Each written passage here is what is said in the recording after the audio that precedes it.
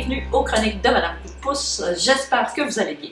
Aujourd'hui, suite à la demande de certains parents qui m'ont écrit, on m'expliquait que c'était difficile pour certains parents de pouvoir aider leurs enfants à lire. Okay? Dans un premier temps, ce que je voudrais dire, c'est que oui, c'est important qu'ils puissent lire à tous les jours, puis d'essayer de comprendre le plus possible ce qu'ils ont lu. Okay? Mais pour être capable de faire ça, ils ont besoin d'être disponibles dans leur tête. Donc, que leur attention, leur écoute soit présente pour faire exister dans leur tête ce qu'ils sont en train de lire. Okay? Je vais vous donner rapidement quelques petits moyens que vous pourrez mettre en pratique avec vos enfants. Donc, c'est sûr que de lire quand ils sont jeunes en alternance, je lis une petite phrase, je m'arrête, je peux en parler. OK, ça parlait de quoi? De qui ou de quoi on parle? Qu'est-ce qu'on dit d'important? Donc, quand on est capable de faire ça, c'est qu'on a compris. Okay?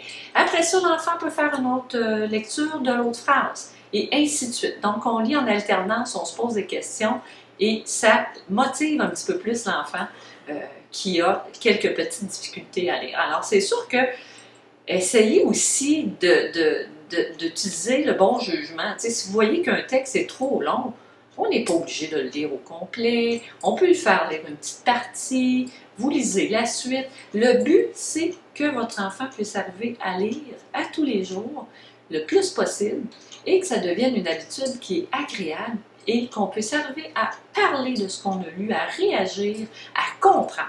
Alors, voici un petit moyen important. Donc, pour bien mettre dans sa tête, premièrement, avant de lire, l'enfant doit s'arrêter.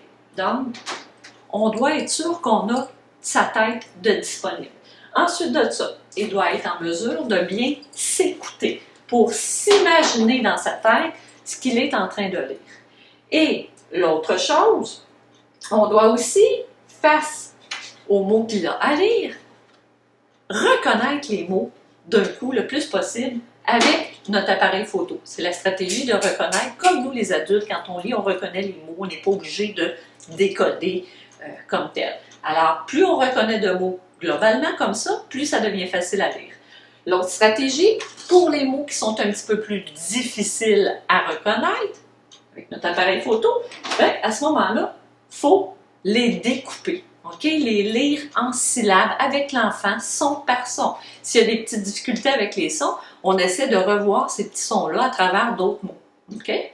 Et ensuite de ça, on utilise le petit bouton recul pour relire d'un coup le petit mot à l'intérieur de la phrase. Alors, ce sont des petites stratégies que vous pouvez poursuivre et utiliser à la maison. Parce que le but, c'est d'être capable de parler de ce qu'on a lu, de comprendre et d'avoir du plaisir quand on lit. Alors, pour toute question, commentaire, n'hésitez pas à m'écrire, ça va me faire plaisir de pouvoir vous aider. Donc, clinique coup de pouce à commercial gmail.com. Alors, petite chronique, on lit. J'espère que ça vous a aidé. Merci. À la prochaine.